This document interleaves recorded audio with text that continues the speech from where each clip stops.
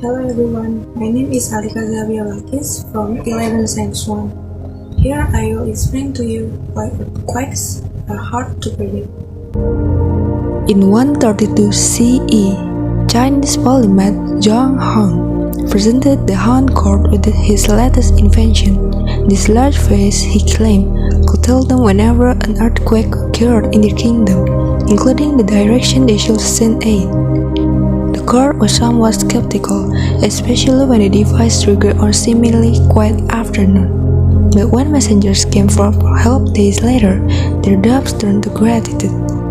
Today, we no longer rely on pods to identify seismic events, but earthquakes still offer a unique challenge to those trying to track them. So why are earthquakes so hard to anticipate, and how will we get better at predicting them? To answer that, we need to understand some theories behind how earthquakes occur.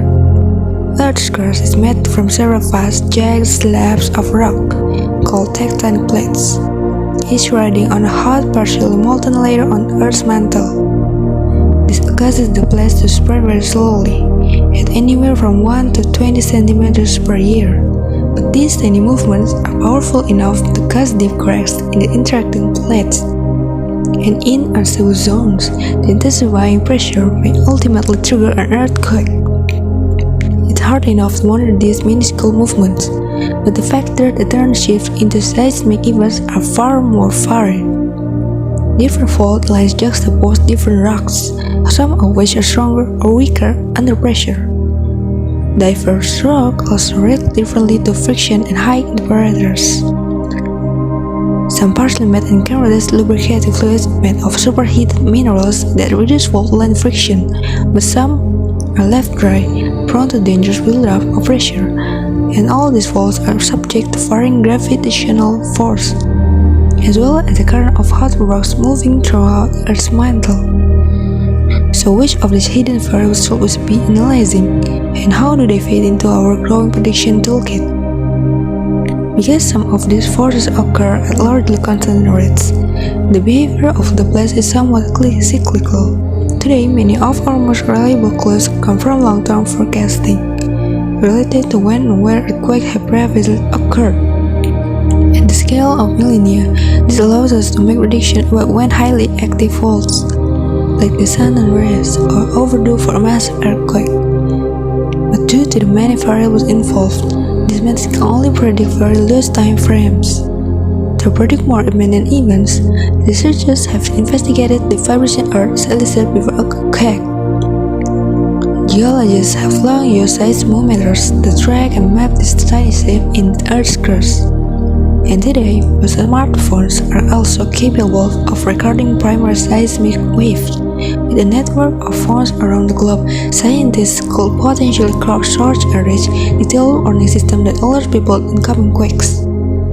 Unfortunately, phones might not be able to provide the advanced data needed to enhance safety protocols. Besides digital reading will still be useful, prediction tools like NASA's QuakeSim software, which can use a rigorous blend of geological data to identify regions at risk. However, recent studies indicate that most of the signs of a quake might be invisible to all these sensors. In 2011, just before an earthquake struck the east coast of Japan, nearby researchers recorded surprisingly high concentrations of the radioactive isotope pair radon and thoron. As stress builds up in the crust right before an earthquake, microfractures allow these gases to escape to the surface. The scientists think that if we build a vast network of radon thoron detectors in earthquake-prone areas, it could become a promising warning system, potentially predicting quakes a week in advance. Of course, none of these technologies will be as helpful as looking deep inside the Earth itself. With a deeper view, we may be able to track and predict large-scale geological change in real time, possibly saving tens of thousands of lives a year. But for now, these technologies can help us prepare and respond quickly to areas in need, without waiting for direction from a face.